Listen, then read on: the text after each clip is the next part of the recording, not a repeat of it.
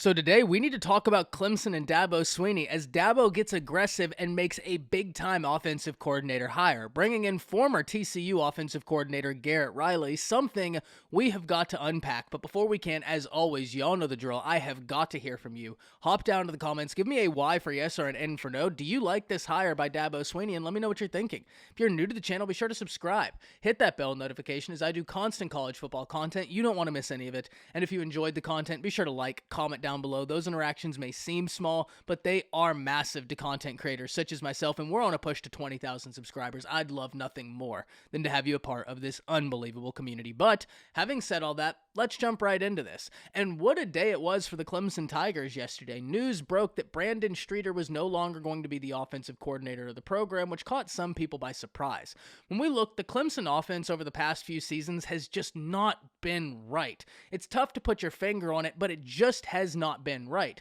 They moved on from their previous offensive coordinator to Brandon Streeter, elevating him as he was a guy that was already in the program. And while the offense certainly improved this past season, it still wasn't where it needed to be. And Dabo Swinney decided to get aggressive and go with someone outside the program to get some fresh ideas, some fresh face, and some fresh air in the program. And I personally think that's a great idea. Look, I love aggressive hires.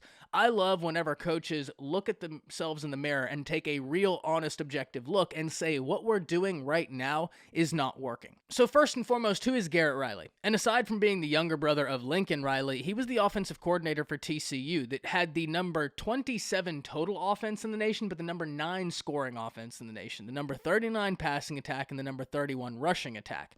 But whenever we look and expand the sample size, when we look at what he did with SMU when he was the offensive coordinator there, once again, top offenses in the nation, top 15 offenses in the nation.